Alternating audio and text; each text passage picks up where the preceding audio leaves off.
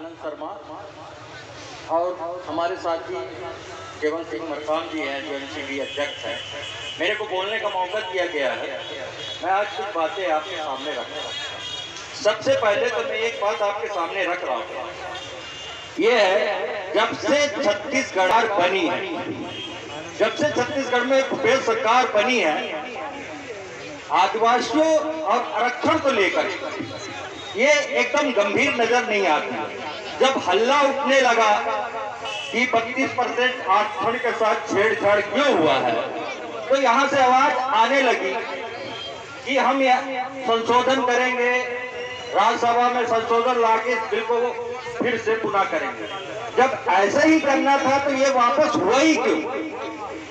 आरक्षण के साथ छेड़छाड़ करके भूपेश सरकार, और भूपेश सरकार की मैं कानून व्यवस्था की भी बात कर रहा हूँ, कानून व्यवस्था पूरी तरह से छत्तीसगढ़ में चरमरा गई है, कोई सुनने वाला नहीं है। आज हमारे आपसी भाइयों की जमीन छीनी जाती है, लेकिन राजस्व विभाग शिकायत करने के बाद भी ध्यान नहीं देता। ऐसी सरकार को बने रहने का कोई अधिकार नहीं है।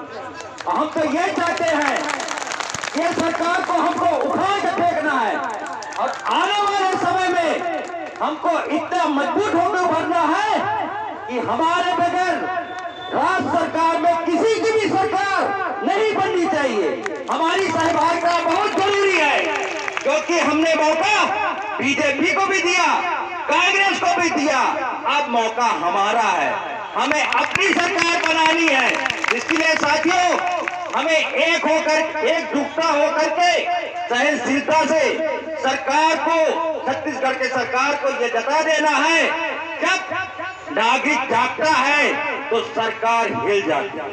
ये भोले से नहीं रहे, हमें नई सरकार में बनाया है। सबसे पहले जो वादे इन्होंने किए, हम शराबबंदी कर देंगे। मैं आज यहाँ मंच के सामने खड़े होकर बोलता हूँ, कोई भी सरकार आए शराबबंदी छत्तीसगढ़ में नहीं हो सकती। लेकिन ऐसा झूठा वादा क्यों किया गया, क्यों किया गया? मैं आज भूपेश सरकार से पूछना चाहता हूँ, जब आप पूरे सीट 65 सीट में आप अपना आरक्षण के लिए क्या बोलते शराब को लेके सत्ता में आए, आज बोलते हम शराब नहीं बंद करेंगे। झूठे वादे, छोटे वादे, ऐसा क्यों वादे करते हो जनता को गुमराह करने के लिए?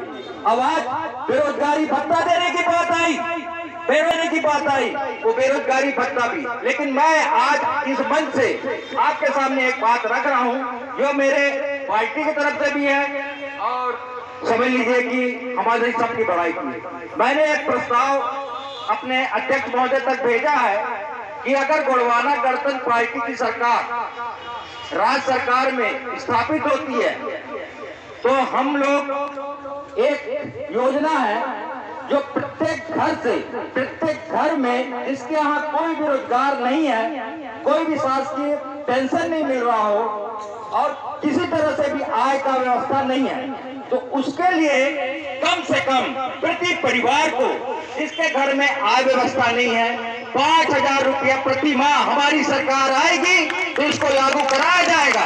ये झूठे वादे नहीं है। हम ये नहीं कहते कि हम बिजली माफ कर देंगे, ये कर देंगे, वो कर देंगे। हम सच के आधार पे सरकार को ललकारेंगे।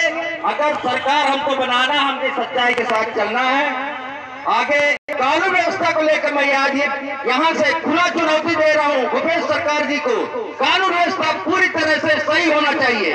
कानून व्यवस्था अगर सही नहीं होगी तो आज यहाँ इतने बैठे हैं, मैं यहाँ मन से बोलता हूँ, यहाँ जितने बैठे हैं आज ऐसा झूठे केस में न फंसे हों, क्योंकि जो सच की आवाज उठाता है, आवाज दबाने के लिए, हमारी आवाज दबाने के लिए हमें झूठे केस में अर्जा दिया जाता है, जो गलत है। और मैं ज्यादा ना कहते हुए आप लोगों से यहीं पे अपनी वाणी को विराम देता हूँ।